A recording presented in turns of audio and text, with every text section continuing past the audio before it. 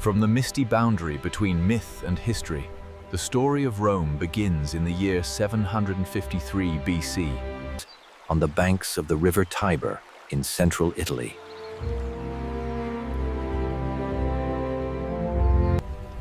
According to Roman tradition, twin brothers Romulus and Remus, descendants of the Trojan hero Aeneas, were abandoned as infants and raised by a she-wolf. When they grew, a dispute over where to found a city ended in blood.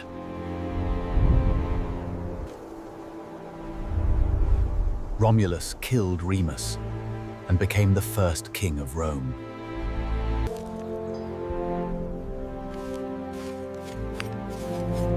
While legend surrounds these origins, archaeology confirms that small Latin settlements did indeed merge around this time, forming the foundations of what would become one of the most influential civilizations in human history.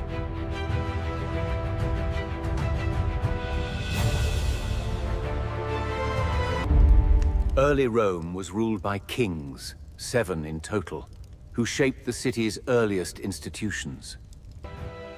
These kings were a mix of Latin and Etruscan rulers, and under them, Rome learned essential skills: urban planning, religious ritual, and military organization.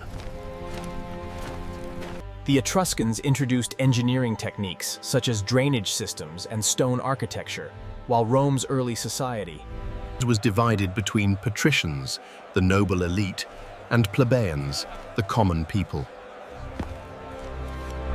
Ruled as a tyrant.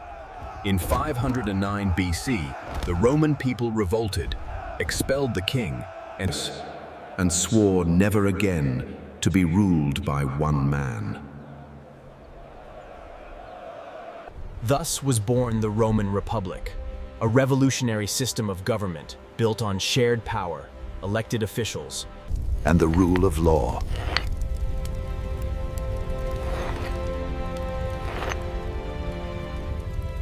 At its heart were 2 consuls, elected annually, who commanded the army and governed the state. The Senate, composed mainly of aristocrats, guided policy, while popular assemblies gave citizens a voice.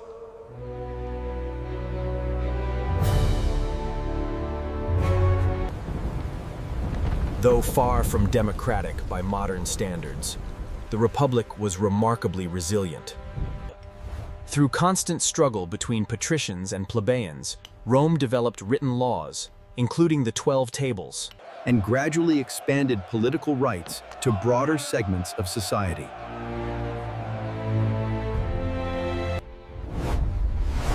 As Rome stabilized internally, it expanded outward.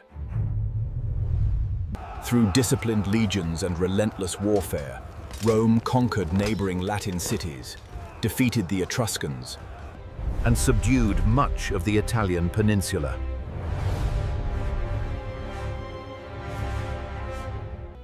Roman soldiers were not merely fighters, they were builders, constructing roads, forts, and colonies that secured Roman control.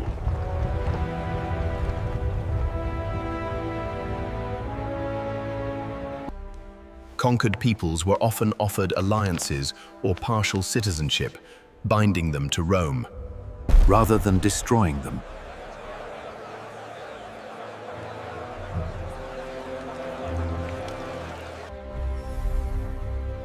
This flexible system of integration became one of Rome's greatest strengths.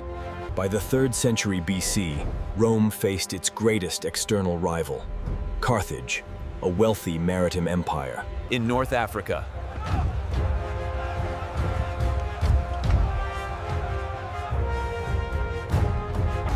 The Punic Wars that followed were brutal and decisive.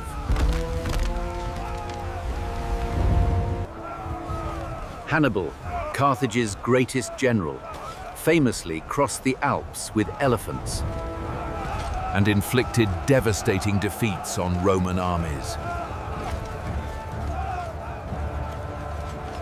Yet Rome refused to surrender, drawing on its vast manpower and industrial capacity. In 146 BC, Carthage was destroyed, and Rome emerged as the dominant power of the Western Mediterranean. Victory brought wealth, slaves, and territory, but also deep problems.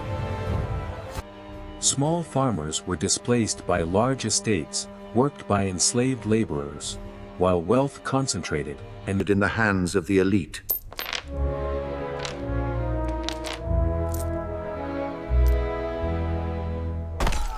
Social tension erupted into political violence.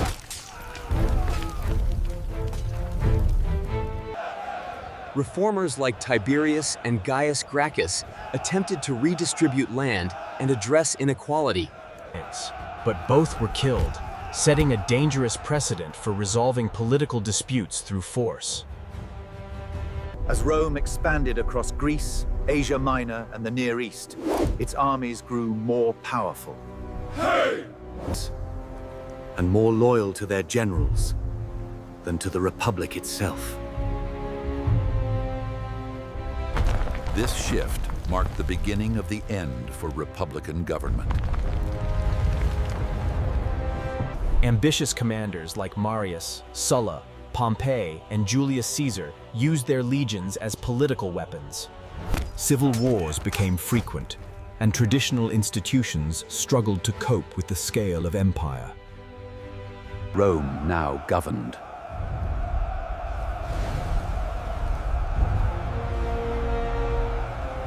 With the arm and the masses.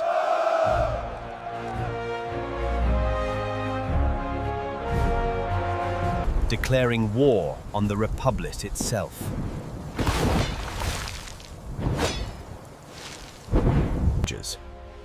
Though he enacted important reforms, calendar reform, debt relief, and expanded citizenship, Many feared he aimed to become king. But instead unleashed chaos.